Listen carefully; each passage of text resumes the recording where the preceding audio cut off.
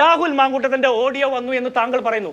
താങ്കൾക്ക് പൂർണ്ണ ബോധ്യമുണ്ടോ ആ ഓഡിയോ രാഹുൽ മാങ്കൂട്ടത്തിന്റെ ആണെന്ന്? രാഹുൽ മാങ്കൂട്ടത്തിൽ മിണ്ടിയില്ലെങ്കിൽ അത് രാഹുലിന്റേതാണെന്ന് നിങ്ങൾ അങ്ങനെ ഉറപ്പിക്കുമോ? അങ്ങനെയാണെങ്കിൽ കടകംപള്ളി സുരേന്ദ്രന്റെ ഓഡിയോ അദ്ദേഹത്തിന്റെ ആണെന്ന് നിങ്ങൾ ഉറപ്പിക്കുമോ? നിങ്ങൾ കടകംപള്ളി സുരേന്ദ്രനോടും ശ്രീരാമകൃഷ്ണനോടും ചോദിച്ച അതേ ചോദ്യമാണ് ഞാൻ അങ്ങയോട് ചോദിച്ചത്, രാഹുൽ മാങ്കൂട്ടത്തിൽ പറഞ്ഞിട്ടുണ്ടോ എന്ന്. ശ്രീമതി KJ ഷൈൻ, CPM-ന്റെ സ്ഥാനാർത്ഥിയായിരുന്ന ഇടതുപക്ഷ രാഷ്ട്രീയ പ്രവർത്തകയായ KJ ഷൈനെ കുറിച്ചാണ് ഞാൻ പറയുന്നത്. അവർ കേരളത്തിലെ സമൂഹത്തിന്റെ മുന്നിൽ വന്നു നിന്ന് പറയുകയാണ്, എനിക്കെതിരെ സൈബർ അതിക്രമം ഉണ്ടാകുന്നു, എൻ്റെ കുടുംബത്തിനെതിരെ, എനിക്കെതിരെ, എൻ്റെ രാഷ്ട്രീയ പ്രവർത്തനത്തിനെതിരെ, രാഷ്ട്രീയ ജീവിതത്തിനെതിരെ, സാമൂഹ്യ ജീവിതത്തിനെതിരെ, എല്ലാത്തിനെതിരെയും സംഘടിതമായ ആക്രമണം ഉണ്ടാകുന്നു.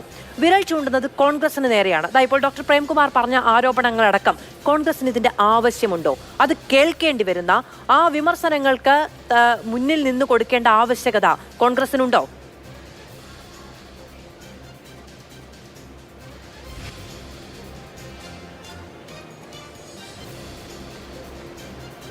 ഡോക്ടർ ജിൻഡോ ജോൺ കേൾക്കാമോ? എന്നോടാണോ ചോദിച്ചത്? പ്രേംകുമാർ എന്നാണ് കേട്ടത്, അതുകൊണ്ടാണ്. സോറി.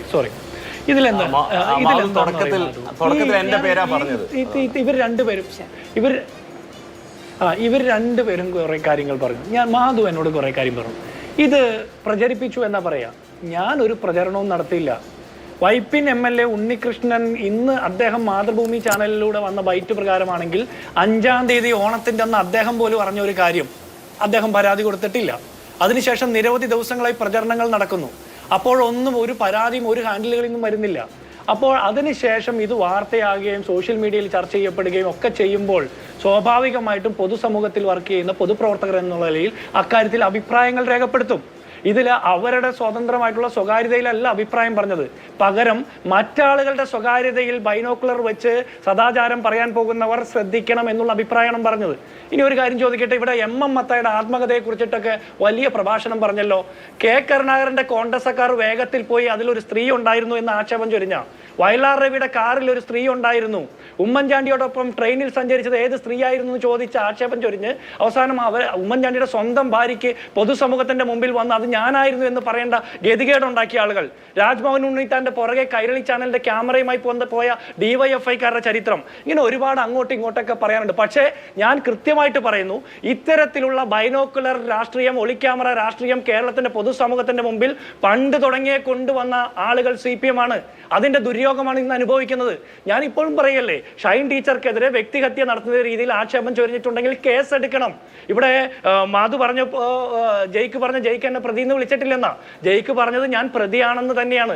ജയ്ക്കിന് അങ്ങനെ ബോധ്യമുണ്ടെങ്കിൽ ആയിക്കോട്ടെ. പക്ഷെ പിണറായി വിജയന്റെ ആഭ്യന്തര വകുപ്പ് എന്നെ പ്രതിയായിട്ട് ചേർത്തിട്ടില്ല എന്നാണ് എൻ്റെ അറിവ്. ഇനി അങ്ങനെയാണെങ്കിൽ പ്രതിയാക്കപ്പെട്ടാലും എനിക്ക് അക്കാര്യത്തിൽ എൻ്റെ സ്റ്റേറ്റ്മെന്റ് പറയാനുള്ള ധൈര്യമുണ്ട്.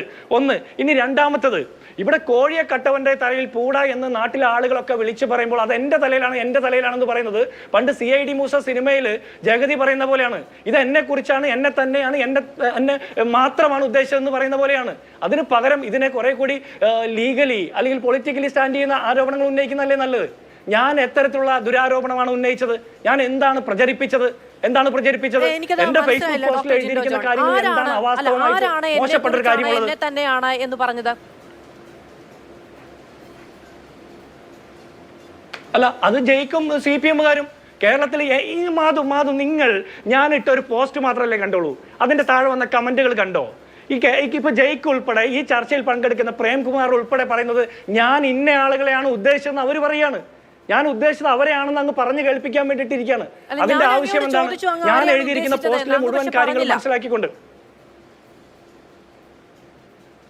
അല്ല, ഞാൻ കൃത്യമായിട്ട് പറഞ്ഞല്ലോ മാധു. ഞാൻ പറഞ്ഞത് ഇങ്ങനെയാണ്, ഇവിടെ വന്നിരിക്കുന്ന ഈ 2 ആഴ്ച കാലമായിട്ട് ഉയർന്നു വരുന്ന ഈ ആരോപണങ്ങൾ, ആക്ഷേപങ്ങൾ, അതിന് തെളിവുണ്ടോ ഇല്ലേ എന്നുള്ളതല്ല. തെളിവുകൾ ഉണ്ടായിട്ടും ഇല്ല ഒന്നും അല്ലല്ലോ നമ്മൾ മുൻപും പല വിഷയങ്ങളും ചർച്ച ചെയ്തിട്ടുള്ളത്.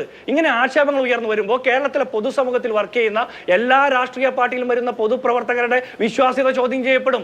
അങ്ങനെ വിശ്വാസ്യത ചോദ്യം ചെയ്യപ്പെടുന്ന രീതിയിൽ മോറൽ പോലീസിംഗിന്റെ ആ സ്കെയിൽ സമൂഹത്തിൽ ഇംപ്ലിമെന്റ് ചെയ്തത് CPM ആണ്. അതുകൊണ്ട് നാളെ മുതൽ ആ പണി നിർത്തണമെന്നാണ് ഞാൻ പറഞ്ഞത്. അതെനിക്ക് പറയാൻ പാടില്ലേ?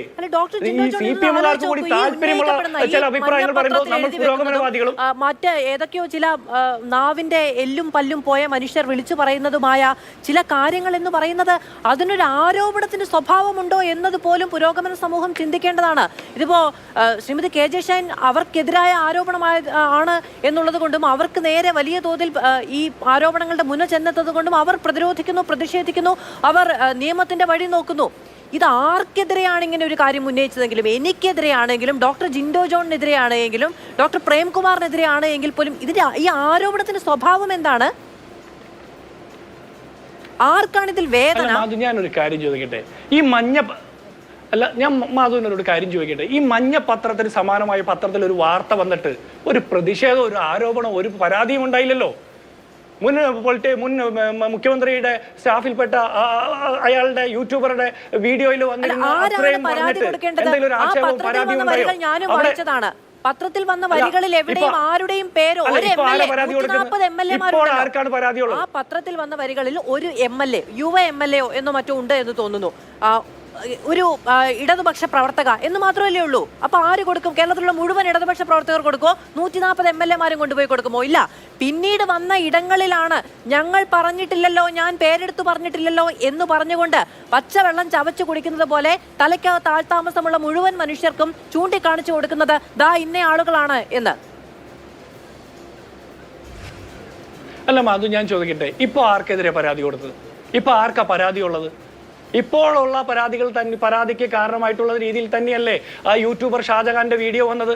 അന്നേരം ആരും ഒരു പ്രതിരോധിക്കുന്ന കണ്ടില്ലല്ലോ. ഇത് കോൺഗ്രസ് ആണ് ഇതിന്റെ പുറകിലാണ് ആക്ഷേപം.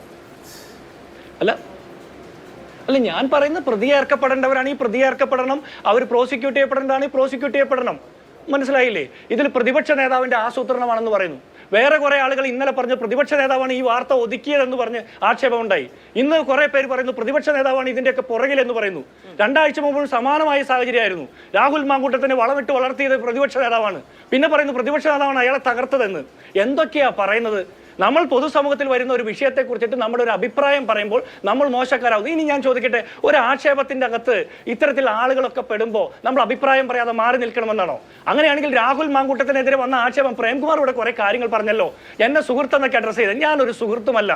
എനിക്ക് താങ്കളെ ചാനലിൽ കണ്ട പരിചയങ്ങൾ അത്രയൊക്കെ ഉള്ളൂല്ലോ. ഒരിക്കൽ താങ്കൾ എനിക്കൊരു മെസ്സേജ് അയച്ചു, താങ്കൾ എന്നെ വിളിച്ചു. അതിനപ്പുറത്ത് ഞാനും താങ്കൾ തമ്മിൽ ഒരു സൗഹൃദവുമില്ല. സൗഹൃദത്തിന്റെ ആവശ്യമുണ്ടെന്ന് എനിക്ക് തോന്നുന്നില്ല. പക്ഷേ എന്നെ സുഹൃത്തെന്ന് വിളിച്ച് താങ്കൾ അഡ്രസ് ചെയ്തുകൊണ്ട് താങ്കൾ കുറെ കാര്യങ്ങൾ പറഞ്ഞു. എന്ത് അടിസ്ഥാന വിവരങ്ങൾ താങ്കളുടെ കയ്യിലുണ്ടായിട്ട് താങ്കൾ കഴിഞ്ഞ ആഴ്ചകളൊക്കെ കുറെ ക്ലാസ്സുകൾ എടുത്തല്ലോ, കുറെ അഭിപ്രായങ്ങൾ പറഞ്ഞല്ലോ. അങ്ങനെ അടിസ്ഥാന വിവരങ്ങൾ താങ്കളുടെ കയ്യിലുണ്ടെങ്കിൽ അത് പോലീസിന് കൈമാറിയിട്ട് രാഹുൽ മാങ്കൂട്ടത്തിൽ MLA നിയമസഭയിൽ വരാതിരിക്കാനുള്ള സാഹചര്യം സൃഷ്ടിക്കേണ്ടായിരുന്നോ? അപ്പൊ അതിനൊക്കെ മുമ്പ് ഈ രാഹുൽ മാങ്കൂട്ടത്തിനെതിരെ സംഘടിതമായിട്ട് ഇത്തരത്തിൽ മാധ്യമങ്ങളിൽ വാർത്ത വരുന്നതിന് മുമ്പ് CPM-ന്റെ സൈബർ ഹാൻഡിലുകളിൽ മാങ്ങയുടെയും മാങ്ങാണ്ടിയുടെയും മാവും തൈരും ഒക്കെ പടമിട്ട് പ്രചരിപ്പിച്ചല്ലോ. കെട്ടിവെച്ച് തൂവലായി വെക്കുകയാണ്. എന്തുകൊണ്ടാണ് നിങ്ങൾക്ക് പൊള്ളുന്നത് എന്നുള്ളത് വളരെ വ്യക്തമായി അങ്ങ് തന്നെ പറഞ്ഞു വെക്കുകയാണ്. അവിടേക്ക് തന്നെ നിങ്ങൾ എത്തിപ്പെടുമ്പോൾ എന്തുകൊണ്ടാണ് നിങ്ങൾ അത് പറയുന്നത്? ഇത് നോക്കൂ, അല്ല രാഹുൽ മാങ്കൂട്ടത്തിനുമായി ബന്ധപ്പെട്ട ചില ഓഡിയോ സന്ദേശങ്ങൾ കേരള സമൂഹത്തിന് മുന്നിൽ പറഞ്ഞു.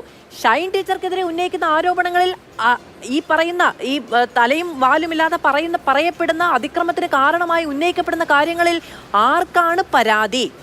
ആരുടെ പേരിലാണ് സമ്മർദ്ദമുണ്ടായത്? ആരുടെ ഇടത്തേക്കാണ് അതിക്രമിച്ചു കയറിയത്? ആർക്ക് എന്ത് സംഭവിച്ചു എന്നുള്ള വെളിപ്പെടുത്തലുകളാണ് വന്നത്? ആരുടെ ഓഡിയോ സന്ദേശമാണ് പുറത്തു വന്നത്? നിങ്ങൾ ഏണി വെച്ച് കയറിയാലും താരതമ്യമില്ല. അല്ല മാധു, ഞാൻ ഇത് താരതമ്യം ചെയ്യുന്നത് അല്ലല്ലോ. ഇത്തരം വിഷയങ്ങൾ താരതമ്യം ചെയ്യുന്നത് പോലും മര്യാദകേടാണെന്നാണ് എന്റെ ബാധ്യം. അല്ലല്ല മാധു, ഞാൻ താരതമ്യം ചെയ്തു. താങ്കൾക്ക് എന്താ തോന്നുന്നത്? ഇത്തരത്തിൽ അഭിപ്രായം പറഞ്ഞ പ്രേംകുമാറിനെയും ജയിക്കിനെ ഞാൻ തുറന്നു കാണിക്കുക ചെയ്തല്ല. ഞാൻ താരതമ്യം ചെയ്തില്ലല്ലോ. രാഹുൽ മാങ്കൂട്ടത്തിന്റെ ഓഡിയോ വന്നു എന്ന് താങ്കൾ പറയുന്നു. താങ്കൾക്ക് പൂർണ്ണ ബോധ്യമുണ്ടോ ആ ഓഡിയോ രാഹുൽ മാങ്കൂട്ടത്തിന്റെ ആണെന്ന്? എന്ത് പരിശോധനയാണ് കേരളത്തിലെ പോലീസ് നടത്തിയിട്ടുള്ളത്? ശാസ്ത്രീയ പരിശോധന റിപ്പോർട്ട് പറയാനാണ് എല്ലാവരും ആവശ്യപ്പെട്ടത്. CPM ആവശ്യപ്പെട്ടു. രാഹുൽ മാങ്കൂട്ടത്തിൽ പറഞ്ഞിട്ടില്ലെങ്കിൽ പറയാൻ കോൺഗ്രസ് ആവശ്യപ്പെട്ട് കാണില്ല. കോൺഗ്രസിന് പറയേണ്ട താല്പര്യമോ അല്ലെങ്കിൽ അന്വേഷിക്കേണ്ട കാര്യമോ ഉണ്ടാവില്ല. ബാക്കി എല്ലാവരും ചോദിച്ചു രാഹുൽ എന്താ പറയാത്തത്? ഓഡിയോ ആണോ, നിങ്ങളുടെ ഓഡിയോ ആണോ എന്ന് മാധ്യമപ്രവർത്തകർ രാഹുൽ മാങ്കൂട്ടത്തിനോട് ചോദിച്ചു. അദ്ദേഹം മിണ്ടിയില്ല ആ കാര്യത്തിൽ മാത്രം. ആദ്യമല്ല, ഈ അവസാന മാധ്യമങ്ങളെ കണ്ടപ്പോൾ ചോദിച്ചു നിങ്ങളുടെ ഓഡിയോ ആണോ, ഒറ്റ കാര്യം പറയൂ, സ്ട്രൈറ്റ് ആണ്, നിങ്ങളുടെ ഓഡിയോ ആണോ ചോദിച്ചു. മിണ്ടിയില്ല. മാധു, ഞാനൊരു കാര്യം ചോദിക്കട്ടെ, രാഹുൽ മാങ്കൂട്ടത്തിൽ മിണ്ടിയില്ലെങ്കിൽ അത് രാഹുലിന്റെ എന്താണെന്ന് നിങ്ങൾ അങ്ങനെ ഉറപ്പിക്കുവോ?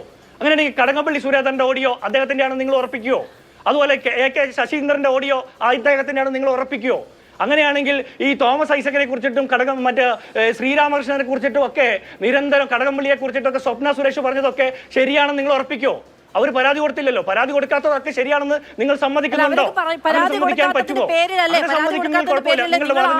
ചോദിക്കുന്നത് നിങ്ങൾ കടകംപള്ളി സുരേന്ദ്രനോടും ശ്രീരാമകൃഷ്ണനോടും ചോദിച്ച അതേ ചോദ്യമാണ് ഞാൻ അങ്ങയോട് ചോദിച്ചത് രാഹുൽ മാങ്കൂട്ടത്തിൽ പറഞ്ഞിട്ടുണ്ടോ എന്ന്. നിങ്ങൾ ചോദിക്കുന്ന ചോദ്യം തിരിച്ചു ചോദിക്കാൻ പാടില്ല എന്നുള്ള ദുശാഠ്യമല്ലേ ഡോക്ടർ ഡോക്ടർ പ്രേംകുമാറിലേക്ക് ഞാൻ പോയില്ല, ഞാൻ വരാം. പറഞ്ഞിട്ട് പോവാം. മാധു എന്നോട് ചോദിച്ച ചോദ്യം മാധു ചോദിച്ചതല്ലേ, തിരിച്ച് മാധുവിനോട് ഞാൻ ചോദിക്കുകയാണ്. മാധുവിന് എന്ത് ബോധ്യമുണ്ട് ഈ പറഞ്ഞ രേഖകളൊക്കെ സത്യമാണെന്ന്?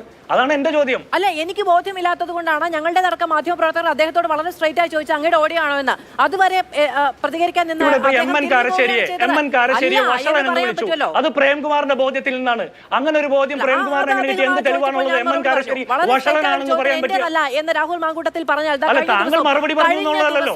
എം എൻ കാരശ്ശേരി വഷളനാണെന്ന് പ്രേംകുമാർ പറയുമ്പോൾ പ്രേംകുമാറിന് അതിനുള്ള എന്ത് അടിസ്ഥാന വിവരങ്ങളാണുള്ളത്? അദ്ദേഹം ഒരു വഷളനാണ്, അദ്ദേഹം ഒരു വഷളനാണെന്ന് പ്രേംകുമാറിന് എങ്ങനെ തോന്നുന്നു? എന്നിടത്താണ് യൂത്ത് കോൺഗ്രസിന്റെ വനിതാ നേതാക്കൾക്കടക്കം ആ പരാമർശങ്ങൾ നടത്തേണ്ടി വരുന്നത്. Doctor Jinto John,